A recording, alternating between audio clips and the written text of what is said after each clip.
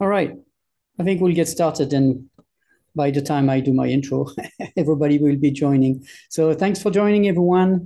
We have a good crowd today.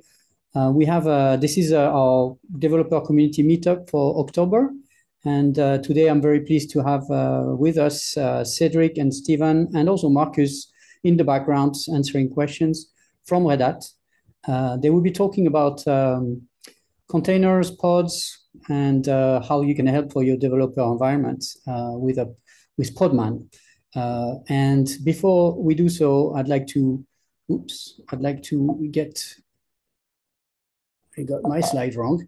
I'd like to get just a few items so you know what we have cooking in the coming months. So as you know, this program is called Meetup. We have actually two programs. This Meetup we run monthly at the end of the month, and we have a session already planned for November, done by our team from Private Cloud Enterprise, GreenLake Private Cloud Enterprise, and they'll be talking about automated deployment of container application using HP GreenLake for Private Cloud Enterprise. So you can already join and register for that. My colleague Denis and we put all the links in the Q&A so you can keep track of that. And these are the meetups. They are more in-depth in a particular technology like today. We also have another type of session called Munch and Learn. And these are more kind of trends, industry trends, thought leadership, and more vendor and product agnostic. We have a session for November, and it's around neural network and inference. And this is very interesting. It's going to be done by Anna Mala and Lindsay Ilsheim, and both of are from the HP team. So you can also register for that. We have all the links available. Denis will share that in the Q&A.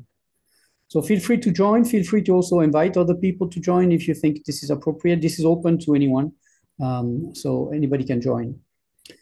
Speaking about this, we have other things that might be interesting as part of the community. For example, we have what we call our workshops on demand, and this is a facility we use to provide skill up on different topics, a lot of open source topics, but also some HP products there. And we use Jupyter notebooks for delivering this experience. We have right now 33 workshops in the catalog. This is available 24/7. It's free and it's available to anyone again. So please feel free to try. You can find things like programming Rust, programming Python, what's Docker 101, Kubernetes 101, and lots of other subjects. Check out the catalog on the URL here. Again, because this is a community, we need you and to amplify and contribute. Otherwise, it doesn't really work. So feel free to join and invite others to join our talks. Feel free to also join and invite others to join our newsletter. We have a monthly newsletter that we send to, if you just want to keep track of what's new on our side. If you don't want to miss any of the talks, then you can subscribe to that. We also have a dedicated Slack. It's different from the internal HP Slack. I'm saying this for the HP folks in the room here. We have an external Slack with quite a large number of channels talking about developer issues or developer questions. Feel free to join and contribute there. We also have a Twitter/X account where we amplify things. You can join that if you want or follow us there.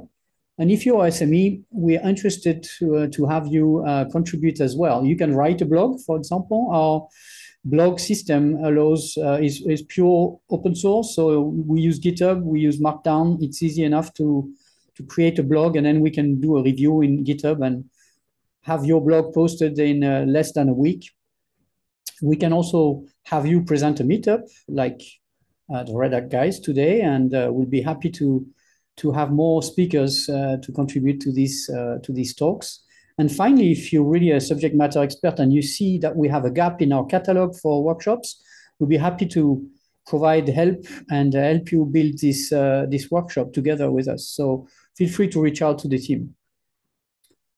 All the links that you need are on this page. They're also behind that QR code if you want to scan that. including workshops on demand, also including, I haven't talked about it, the internal Slack channel if you want to reach for inside HPE. We also have a Yammer group for our partners that you can use. And that's it for me. And I would like to now get Cedric to share his screen and get into the real topic of the day. Thank you. So, I hope everyone's having a great day today. Thanks so much for having us on the meetup group. First and foremost, I want to thank Didier, the entire team, for making this happen, and thank you for attending and being here, because we want to provide as much value as we can in the next, about 50 minutes. And you already know we're going to be talking about containers and Kubernetes on your laptop with Podman Desktop. But specifically, we want to be addressing this journey of working with containers and deploying onto Kubernetes all throughout your local machine. So we'll break up this presentation. I'll first be giving an intro to container technology and to what Podman is and the Podman features. And then I'll hand it over to my good friend Stefan, who's going to be introducing Podman Desktop, which is the graphical interface for working with Podman, and essentially extending the features that Podman has to make you a superstar and a rock star working with containers and Kubernetes. Now, my name is Cedric Clyburn. I'm a developer advocate at Red Hat, and I cover all things Kubernetes, OpenShift, developer tools, pipelines, CI/CD, and I work on a lot of the labs. So as mentioned before, you guys have the Docker lab for working with containers. The Podman 101 is going to be coming soon. So, be on the lookout for that. And I'll also pass it to Stefan to introduce himself as well. Hello, everybody. Thanks for having us. So my name is Steven Lemer. I'm working as product manager at Red Hat, working on multiple developer tools that helps the developers to more easily work with Kubernetes, and I'm leading Podman Desktop. So very happy to be with you today, and thanks everyone for having us and listening to us. So. Absolutely. So let's go ahead and get started with the presentation with the most basic question: why we're here, why you guys are here, is what is Podman?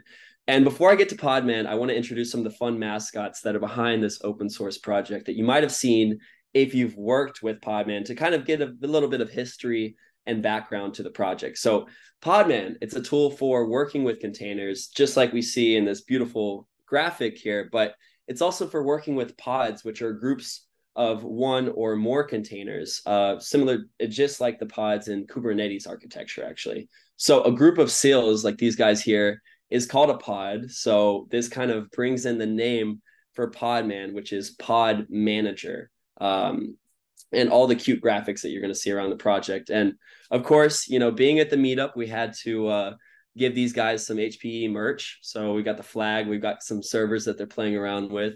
But enough about that. Let's continue talking about Podman and how Podman can kind of simplify your workflow with containers and beyond. So let's start off with the basics. And I'd actually like to put a poll in the chat to kind of ask you guys, how familiar are you with containers firstly? So are you a beginner getting started? Are you familiar? You use Docker files, you can make your own, you can build images, or are you an expert? You're working with container security, deployment, putting them in production. So definitely would like to see.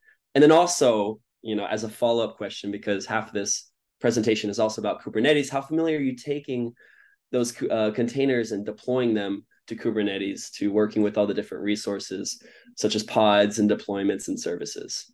So feel free to answer it. We'll take entries for another few 20 seconds or more, and then that's really going to help us kind of shape this talk and also figure out where you guys are and how we can help with your journey. And so, of course, the whole time, feel free to be asking us questions. We'll try to answer either live or in the chat. And let's check out the results. So, how familiar are you with containers? About 40% said beginner, 53% familiar, and 8% said expert. So that's great to see.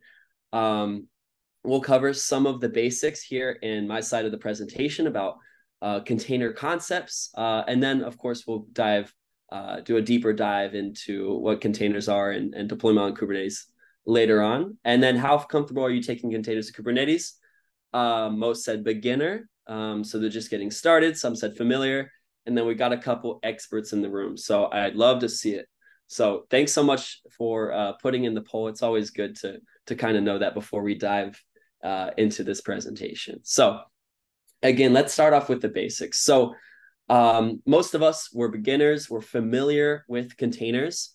And I'm guessing that means we're also familiar with the tools that we use to work with containers. So Podman is one of those tools. So it's an open source tool, CLI tool that manages all the resources in container technology. So that's containers, images, pods, and we'll get to that part later when we talk about Kubernetes, volumes, networks, and more. And it's supported, of course, by lovely Red Hat. And, first and foremost, it's a lightweight tool. It has no background daemon when it comes to running your containers. And it's simply forking itself as a process. And that process is then becoming the container. So it's very small. It's very portable. It's also a secure by default engine. So if you should know anything about Podman, you come away from this presentation afterwards, you should know that it's a secure container engine, secure by default. So because of its daemonless and rootless architecture, you're reducing the usage of root access on your system when you're running these containers. So you're first and foremost reducing the attack surface that could be targeted. You're building custom SE Linux policies for your containers if you'd like. There's seccomp profile support. So all these Linux kernel benefits we're taking advantage of when we're working with Podman. So huge benefits for these enterprises that we talk to that are multi-tenanted and need to allow their developers and ops to be able to use containers. Well, Podman is running these containers under the root, not the root user, but the individual user instead of root. And we'll talk about the architecture here in a little bit. But Podman, of course, being from Red Hat, is open source first. And so there's no lock-in. And Podman Desktop, which we're going to be demonstrating in our live demo, even supports Docker as an engine. So it's all about the flexibility and the ability for developers to be able to adapt and onboard to working with containers and be able to use Podman and Podman Desktop how they want to use it. So it's also compatible. So based on the Open Container Initiative, which kind of sets these default standards for containers, for images, for registries, what you're working on with Docker is simply compatible with Podman. The commands Docker push, Docker pull are the same with Podman because it was originally based or designed to be a drop-in for Docker, as well as Docker compose files. So it's fundamentally easy to switch from Docker to Podman, Podman to Docker because of this OCI formatting.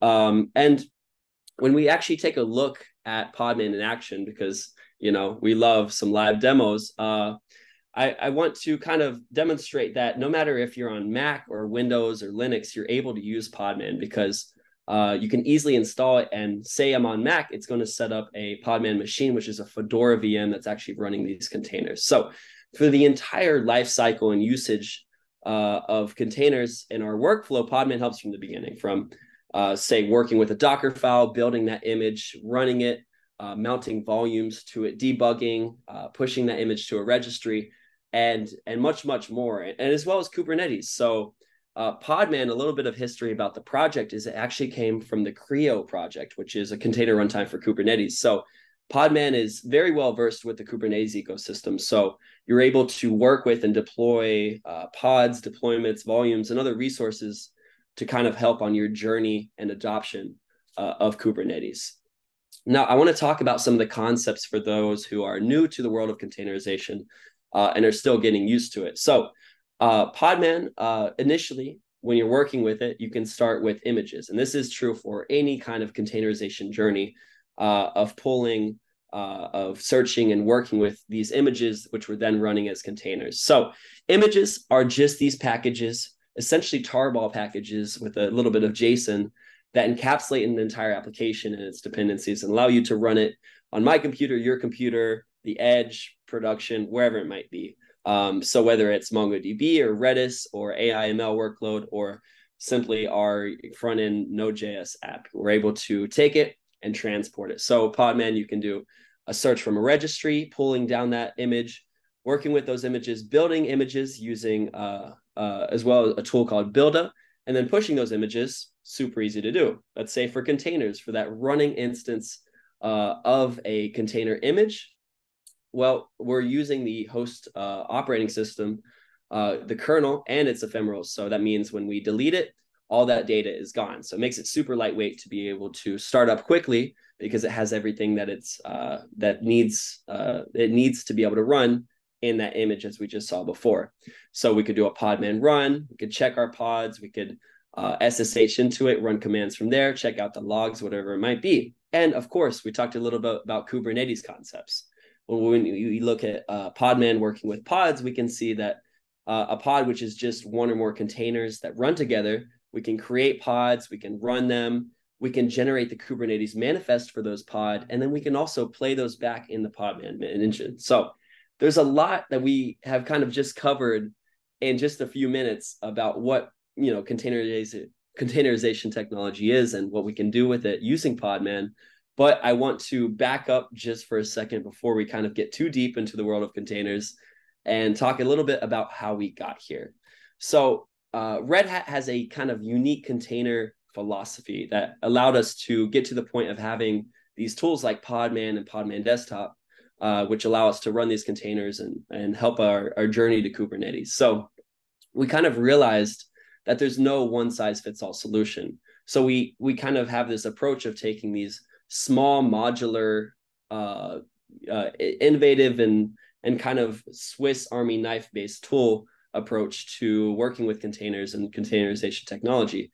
So all of these tools that we cover today and that are in this container ecosystem that we help support have open standards. They're all being worked on by Stefan and the team on GitHub. There are community meetings every week and month to kind of decide the direction of Podman as a container engine and Podman Desktop. And this kind of allows us to innovate, to increase functionality and security and stability. And so Podman, as well as Podman Desktop, Builda for working with images, Scopio for working with registries, crun as a runtime for working with images and containers, they're all kind of under this unique umbrella where we're working with everything in the open. You can make your own PRs and feature requests, and we'll talk about that a little bit later. But back to Podman and how, you know, Podman works as an engine. So Podman initially was created from, of course, the Creo project for Kubernetes.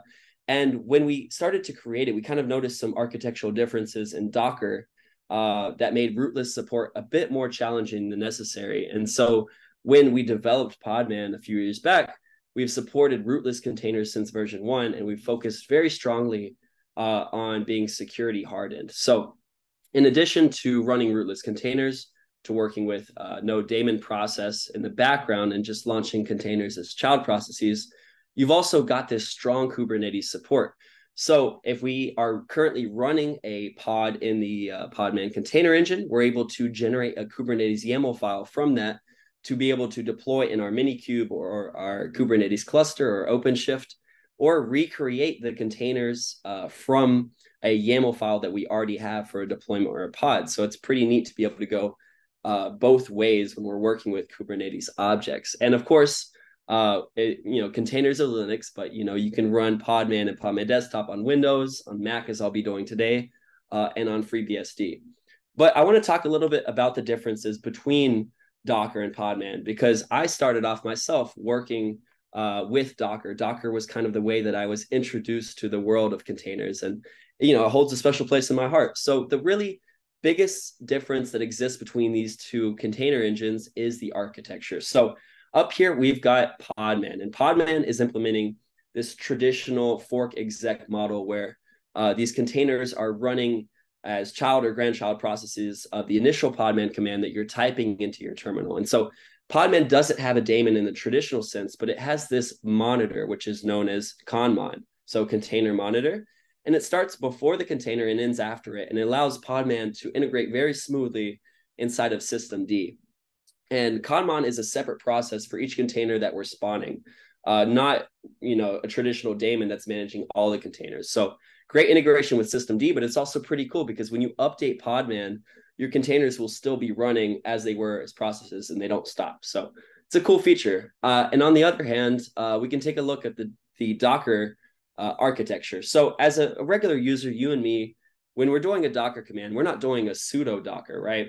We're just doing a, Docker push, Docker pull. But what's happening in the background is that the client that we're working with, the CLI or Docker desktop, is actually communicating with what's known as the Docker daemon right here in this root context. And historically, this daemon has run as root due to various kernel features that have required root privileges. Remember, Docker came out over 10 years ago, I believe, at this point. And so to simplify things, the client is accessing the Docker socket, which is then turning and talking to the Docker daemon that's running on root. But there's security implications to doing this. So if a container managed to break out, which has root access, it could then run as root, which is, making it hard to contain. And as developers, we're always mounting paths onto the Docker socket for running containers, right? And this grants them access to the entire system. So securing these deployments has always been a challenge. And if you're interested in more differences about these two container engines, there's this really cool guy who made a video that you can check out on YouTube about some of these differences, things including, Docker's paid subscription for large enterprises, Docker Hub stuff. It's more about differences in the ecosystems, but highly recommend you check it out if you're interested in how it's different. But let's come back to talking about Podman and take a look at actually deploying these containers in production environments in the edge. So Podman, as I've mentioned before, it's lightweight and standalone, so it's perfect for local development and production and integration with systemd. So let's say in examples for like edge computing. So where you don't have SSH access, you can use Podman features such as auto updates and rollbacks, such as some of these articles that we have on redhat.com/sysadmin that are super helpful when we're working with, container deployments without the orchestration of Kubernetes. And there's a new tool that we have called Quadlet, which allows you to run Podman containers in a declarative way, kind of like Kubernetes or Docker Compose, and it allows you to generate systemd system units for running Podman containers smoothly and reliably. So Podman has a lot of features, from the security side to the lightweight and production side, where we're actually running our containers, and we need no downtime and high availability. But that kind of wraps up what I wanted to discuss about Podman and about containerization technology and the capabilities that Podman has. And I want to pass it over to my good friend Stefan to show how it simplifies the journey from not just containers, but also to moving to Kubernetes. So Stefan, over to you. Thank you, Cedric, and thanks for this nice introduction about Podman. So what's Podman Desktop? And I think in the introduction from Cedric, we touch it a little bit, if we can go to the next slide. But there's a lot of challenges when we are working with containers and when we want to run them on production. And we took the angle of running those containers at scale on Kubernetes. And when you do that, in fact, there's a lot of challenges. And our local developer environments have become both impractical and they also lack of consistency with Kubernetes. In fact, if we think about it, there's a lot of complicated setup to get a local developer environment up and running. And your laptop naturally will have limited resources compared to your production environment as well. So it lacks of consistency because the way you run the things locally on your local environment are unlikely going to be the way you run them on a live environment, especially if you are running on Kubernetes as well. There's a lot of more pieces at work in a production environment that are very difficult and complex to reproduce on a developer environment. So there's a lot of discrepancies also in the way containers and composite applications are getting created, and in the way they are talking to each other. If you can go back to the previous slide, Cedric. So, in fact, there's a lot of us who are fighting with the configuration of our application to run locally. And then there's another set of people who are going to fight to run this application onto a production environment, to configure the networking, to configure how services are going to communicate between each other. So locally, to solve this, a lot of developers, they end up using tools like Docker Compose to group applications together. But in fact, this brings the worst of both worlds because the developer needs to translate their application between local and production environment. So on the other side, we need to acknowledge Kubernetes is hard and few people are getting it. We have a lot of customers who explain that they lack of skilled workforce and expertise. And today there's only 70% of the IT departments that have only a single team of experts on Kubernetes. So there's this challenge. And there is also the disconnect that we have between developers and ops. So despite the practices that we have in place around GitOps, DevOps, most of the IT departments, they claim that Kubernetes creates conflicts. And that's because of, on the next slide, that's because we have a lot of pieces at play, which are very different. In fact, when you are on your local developer environment, you are going to use base images that are coming from different sources. They are coming from Docker Hub. They will have low to no security. The container registries are going to be a certain set of sources. Then you are going to end up using Docker Compose. So that's what you are going to use in the development team. And when you move from local to prod, then you are in a complete other environment where you are required to use a certain set of base images. You may be required to use specific set of registries for your images. You should be rootless with your containers as well. And then you have to manage the configuration of your application with a bunch of Kubernetes YAML, which we know is a little bit challenging. So there's going from local to production, but there's the other side. There is something that is happening on the production workloads, and then you need to reproduce this locally. So this creates also another set of challenges. So there is an adoption barrier, and the ops are basically getting burdened by having to convert the developer artifacts to the way they will be running onto production.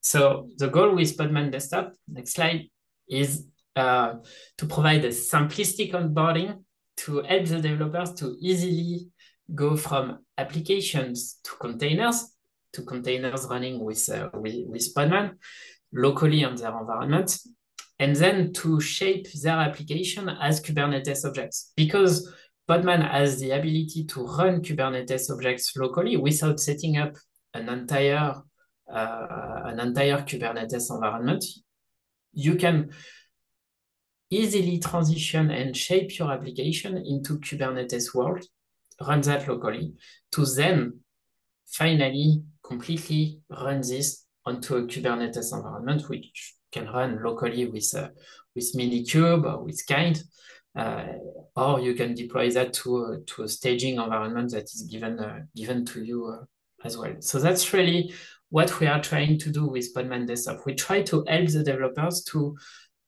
more easily transition from application to containers, to pods, and finally to Kubernetes. So that's basically the pitch. Maybe it's better to see it in action. And Cedric, I know you have a nice demo to show how this works in action, in fact. Absolutely. Thank you for the introduction again. And yeah, absolutely. So we do have a nice little demo that we'll be showing today to kind of demonstrate what Podman Desktop is, the capabilities it takes advantage of from Podman, and to go from simply working with our containers to creating a pod from them, to deploying that locally on a kind cluster, and then to taking that and actually deploying it on a remote Kubernetes server. So a remote Kubernetes cluster. So very excited for this. And I think let's go ahead and get started. So Stefan, feel free to interrupt me as I'm kind of demonstrating this. It's funny because in this situation, I'm the developer and Stefan is the guy who's actually working on Podman Desktop. So, you know, this is a cool interaction to have between two people and a nice dialogue that we want to do. So here I am. I've just opened up Podman Desktop and I'm greeted at this nice little homepage with a lot of information, but it's pretty simple. So essentially we can see that we've got Podman running. What's nice about Podman Desktop is it automates the updating and the starting and stopping of Podman. So I can see up here, I've got the ability to start and stop the Podman machine, which is running Podman. I can select my kube config easily to deploy to Kubernetes, and we'll show that as well. We've got the featured extensions, so Podman, Docker, Lima. Of course, you can use whatever engine you'd like that's supported. And that's you know, a pretty neat ability to extend what Podman Desktop can already do. And some other extensions that we'll take a look at here in a second. Of course, you can see Podman machine here. You can create a new kind cluster. You can use the developer sandbox, which is just this free OpenShift cluster that we're going to take a look at. And without further ado, let's go ahead and get started with the process of going ahead and building a container image from this application that we're working on. So I'll go ahead and actually delete this one that I was working on before, and we're going to hop into VS Code. So we've got this application me and Stefan are working on, right? It's a Flask front-end application where we're essentially just working with the Redis database for a cache, and we're getting a hit count for how many times the route has been called. So that's essentially pretty simple, but we can see that we've built a Docker file for this application. So we're using a base image that's going to include all of the Python runtime that we need to go ahead and, you know, containerize our application.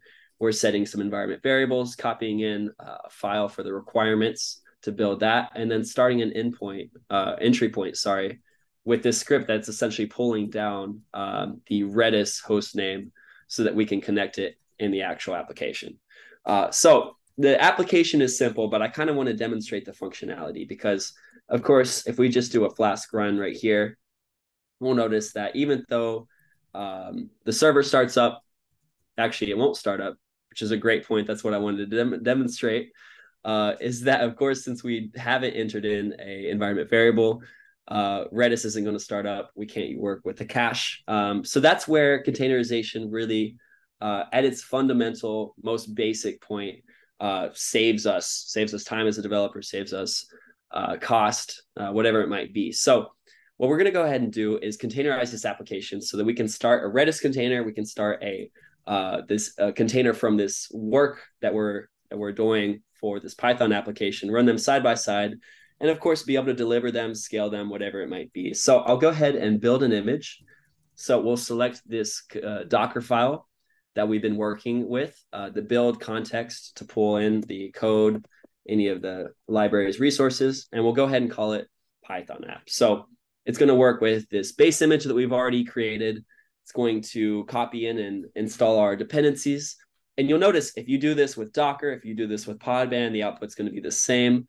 Of course, it's all OCI formatted. So no matter where we build this, it'll be able to be ran on any container engine, any Kubernetes orchestration platform, whatever it might be. So we've tagged this Python application to our local registry, and I'll come back here. And now we've got this Python app. I'll go ahead and instead of having to do a command to change this, this tag for our registry, I'll go ahead and do it here, koi.io / my username / let's call it Python app as well. So I'll go ahead and rename that container image. And all we have to do is within Podman Desktop, if we set a registry already, which I have for Quay, or you could for Docker Hub, for GitHub, for Google's container registry, we can go ahead and just simply push it to the registry from here. And I'll go ahead and save us the time so we don't have to see that here. But let's say that we're working with our Python app, we've pushed it, and we're good to go ahead and run this this containerized application. So we'll go ahead and start off with the database. I'll go ahead and start the name. We can just call it Redis. Of course, we don't have to do anything else. We don't need to mount a volume. It's just a demonstration. And we'll go ahead and start that. So we can see Redis is running now as a database on our system. We can see the logs, a summary of the ports and the state. We can inspect some of the manifest, all things that we would be doing traditionally from the CLI commands that we've had to memorize that have taken a lot of time. We can now just easily access from this graphical interface. What's cool is already we have simply created this Redis container, but we can view and actually export the kube manifest as a pod to be able to take this and put it on a cluster. So this is great when it gets a little bit more complex, when we've already defined networking and volumes, that we can just simply copy and drop this into a cluster with kubectl. And we've got access to the terminal. This is essentially SSHing into this running container. And we could go ahead and start working with Redis. So we could do Redis CLI. We could do all of the Redis commands that we need to do. So I'll do one real quick. And then let's do a git. Cool. Hello, HP. So, everything's working great with our Redis container. Let's go back to our Python Flask app that we've containerized, and we'll go ahead and run this as well. So we'll just call it Python app. Of course, we can mount volumes. The port mapping, we'll just keep it how it is. But what we're going to have to do is actually connect it to Redis, and that's through the host file, as we just showed in this actual application that we're working on. So I'll come back here, and what we can do is actually go back to Redis and inspect the manifest to actually find out its internal host name. So I'll do IP address, and here, I know it's a little small, but here we've got this internal IP address that we can use to connect these two container images. So I'll do a start on that Python application again. And here in networking, we can just add that to the host file. So they're able to find each other and establish that connection. So I'll go ahead and start that container, give it a second or two, and there we go. So we've shown the process, and I'll go ahead and hop in here and show you the logs and open up this route to our local container. I'll show you that we can, refresh, view the logs from here. I'll make this a little bit smaller so you can see that everything is working as it should be. Both containers are functioning. So we've gone through the process of, working on our application, to containerizing it on Podman Desktop, to running those two containers. And now we've got this multi-container application working with the front end and this database. So pretty cool, pretty neat. But here is where the magic happens. And and Cedric, here I need to know, how do you run this if you want to run this onto a Kubernetes environment, in fact, because you are not likely to package this application this way, in fact. So how do you do that? And what kind of magic do we have? What kind of magic do we have? So great question. And I'm sorry, we're not the best actors, so you'll have to let us slide for a little bit. But how do we package this up for Kubernetes? That's a great question. What I'm going to do is I'm going to select both of these containers that are running, and I'm going to click this handy podify button. So what this is doing, I'll come back here, is copying both of these running containers to a pod. So I'll call them HPE pod. You can see that the containers are being replicated. We don't need to work with the Redis port at all, but this is essentially copying both of these containers into one pod and running that pod immediately on the Podman container engine, and simplifying this whole process.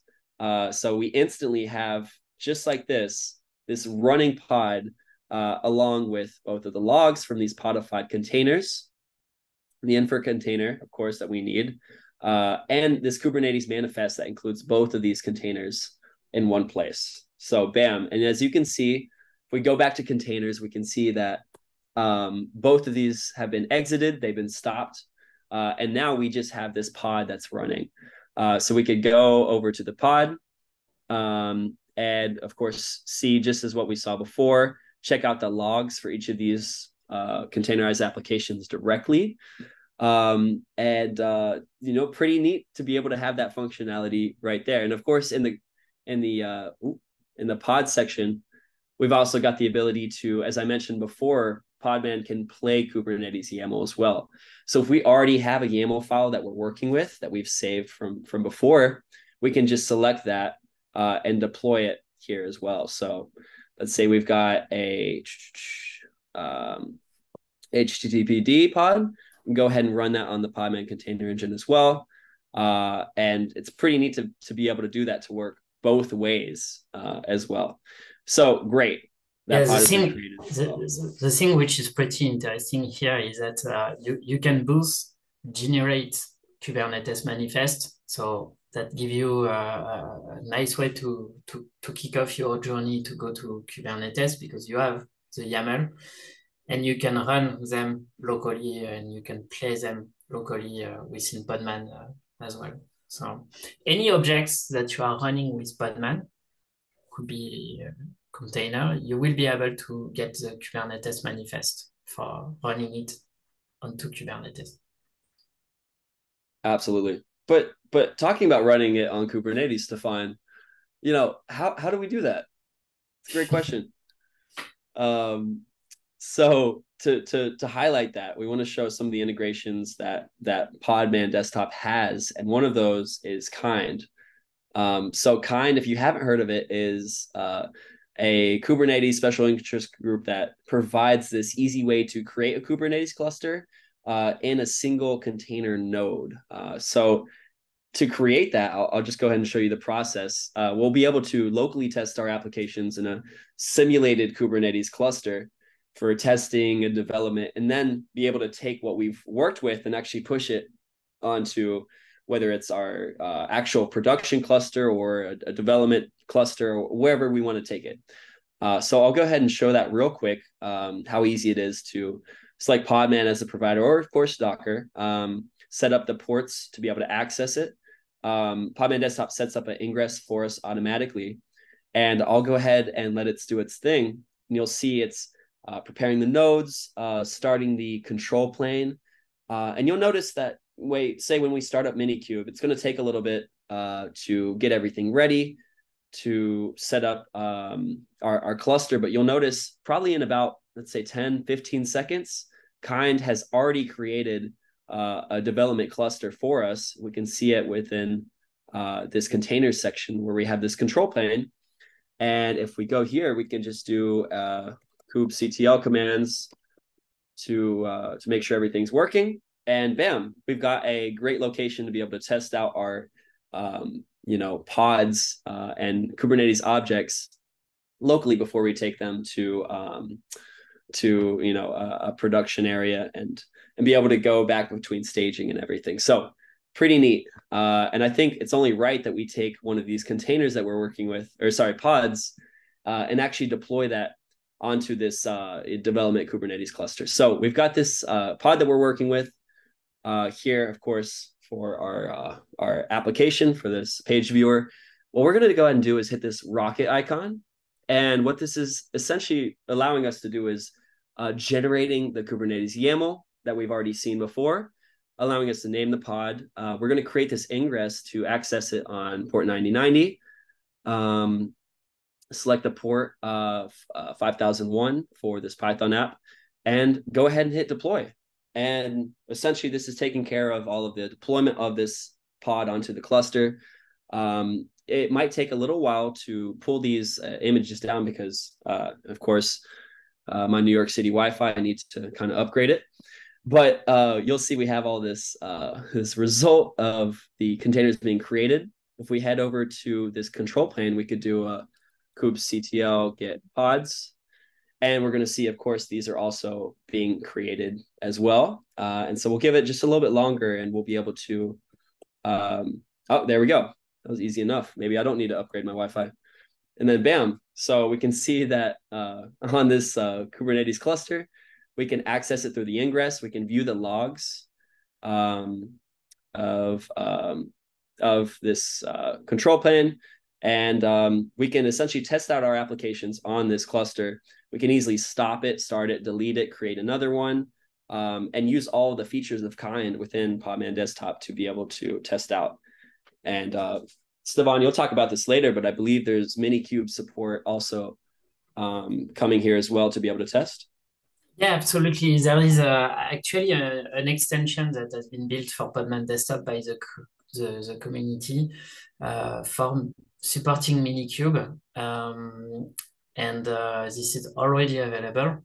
You can completely install it. So either you can use Kind, which we demoed, or you can also use Minikube. And we also have a few work in progress and contributing to Minikube to improve the way image built locally with Podman are getting reused in your Minikube environment, basically. So there's a few things that are going on that front. Right. Lots of good stuff going on. And we have some questions about using pre-existing Kind instances or Minikube. And so what's neat is right down here, you can select the Kubernetes context that we're working with. So if I wanted to deploy to my Minikube cluster, I could do that from there. I could do it from my pre-existing Kind cluster that we're already working with. And so it's pretty neat to be able to select it from there or from up here on the dashboard. And I'll go over one last part of actually taking this pod that we've actually worked with and tested and actually putting it on a remote cluster. So real quick, you'll also notice that we have the ability to use a developer sandbox. And so what this is essentially a free 30-day OpenShift cluster. So of course, sorry, we have to do the OpenShift plug, but this allows us to essentially use a nice shared cluster with about 40 gigabytes of storage and 14 gigabytes of RAM. So pretty decent quota of resources. And so I'll go ahead and sign into my account real quick to authenticate it. And it's just going to add this OpenShift cluster to my kube config so that we can easily deploy it onto an OpenShift cluster and share that with other people and work from there. So here I am in my OpenShift cluster. Sorry, I've still got some old work going on here. All I have to do, if you've used OpenShift before, you just copy in the authentication token. So I'll do that here, set it as my current context. Let's do a new one, HPE. And so now if we head back here, all I have to do is redeploy this pod that we've been working with, but now select the context of this new OpenShift sandbox or whatever Kubernetes cluster that we're trying to deploy to. And it's automatically going to create the routes. And of course, you'll notice down here, we have created this pod, and we can view its logs, any of the events, Prometheus metrics, YAML, whatever it might be. So pretty neat to be able to do that. But that's kind of most of what we wanted to show for Podman Desktop. We'll put in some of the resources here in a second and try to answer these questions, but I'll head back over to the slides so we can kind of wrap up and go to the Q&A, see if anyone has any questions. So sound good with you, Stefan? Yeah, sounds good. Thanks for the demo. Cool. Hey, thank you. Thank you. All right, I'll head back over here to the questions or to the presentation, and we'll kind of wrap up. Should we skip this and go to the closing, or? Yeah, just few points. So Podman Desktop is available on Windows, Mac, and Linux, and we manage the installation and the update of the container engine on each of those platforms as well. It's providing enterprise capabilities, so you will be able to connect to secure registry. I saw a question related to the HPE registry, so this should be possible. You can also work with your VPN and your proxy configuration, and we also have air-gap installation for more restricted environments. On the next slide, yeah, we are covering a little bit of the OCI registries. You can authenticate to the registries, of course. Next one is the support for pods. So there was a question about support for other Kubernetes objects.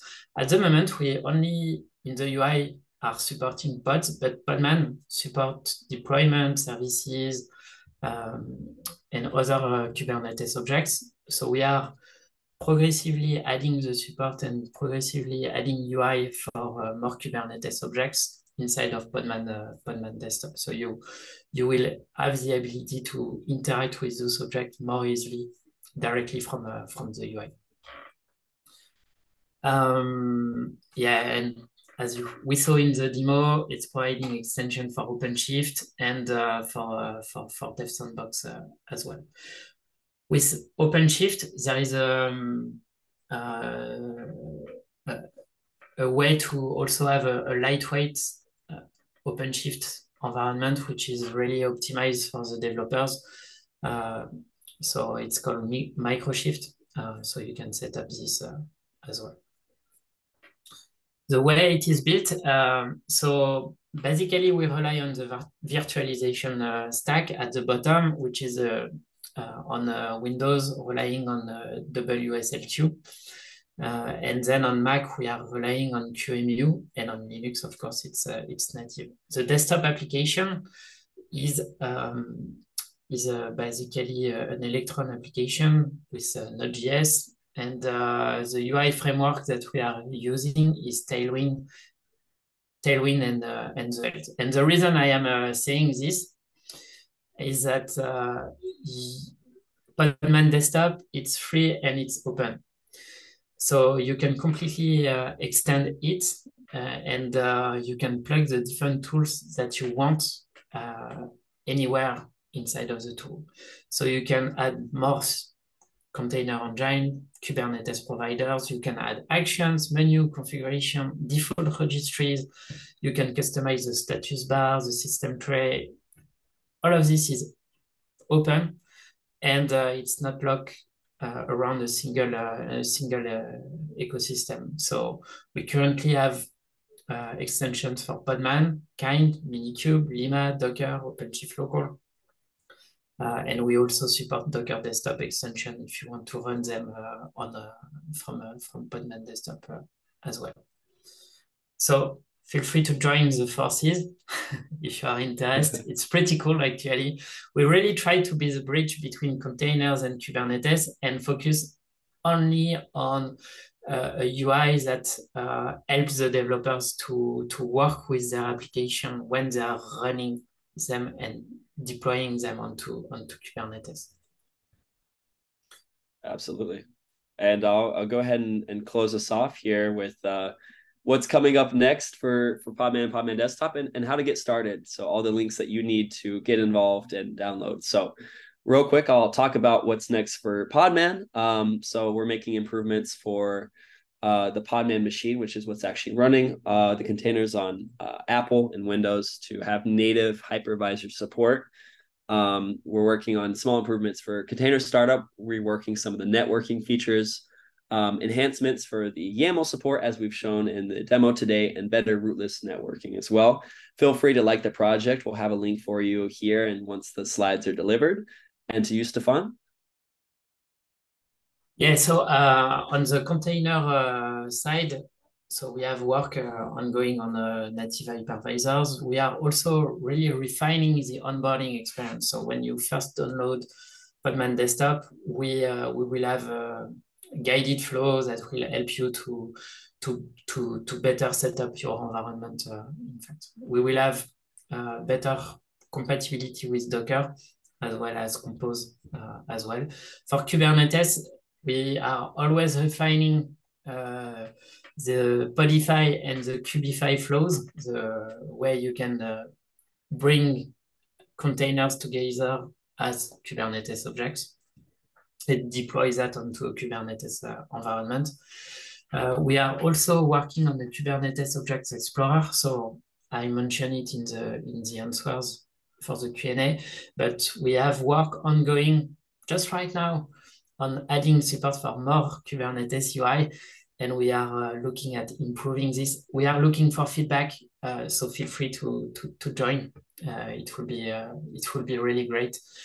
And we are also looking at helping the developers to move from Compose to Kubernetes more easily as well.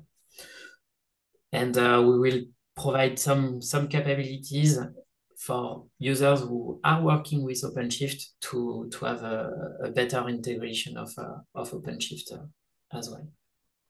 Absolutely. And you're probably wondering yourself, Stefan, how do I get started with Podman and Podman Desktop? Yeah, tell me, Cedric. That's a great question. So what we say is to get involved with Podman and to adopt a SIL, since the SILs are the cute little mascot. So you can find Podman and use it from podman.io and podmandesktop.io. You can go to the GitHub, report issues, or contribute a PR and make your mark on the community. And you can also join the community and join the Discord, the Slack. They're all bridged together at the podman.io/community. So I think, that kind of concludes everything that we wanted to kind of demonstrate and show you guys today. You can reach out to us on Twitter.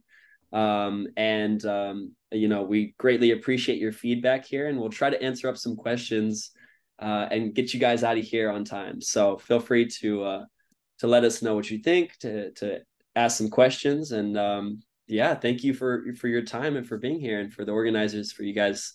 We appreciate that as well. Thank you, Cedric. Thank you as well, Stefan. This was really great. I think the demo was really impressive. Everybody wants to try. So we've got good feedback in the chat. We've got a bunch of questions. You answered more or less all of them. I think there was one on does this support Helm charts, which is left unanswered. Yeah, so actually, Francisco answered, indeed, Helm. Oh, he did. Yes, sorry. Yes, doesn't really care about the container engine. It really communicates directly to the Kubernetes APIs, but we could envision some users who could benefit from some UI to interact with the Helm chart. So within Podman Desktop, that's something that we could envision at some point. At the moment, it's a little bit too early. Okay. I also started the end of session poll, so thank you everyone to give us quick feedback. It's only 3 questions on how useful this was, and if you like that session, if the level was good enough. I think it was. And again, I would like to thank Cedric and Stefan for the great job. I think we're going to get more of these joint session with Red Hat in the future. So thanks a lot. Thanks everyone for joining. And yes, we will make access to the replay on our meetup page, like always. And within, if everything goes well with the internal process for getting this on YouTube, it should be within a week. So you should see you can have the replay. Thanks everyone for joining, and have a great rest of your day. Thank you, Cedric, and thank you, Stefan. Thanks for having us. Thanks a lot. Bye-bye. Thanks so much. Bye.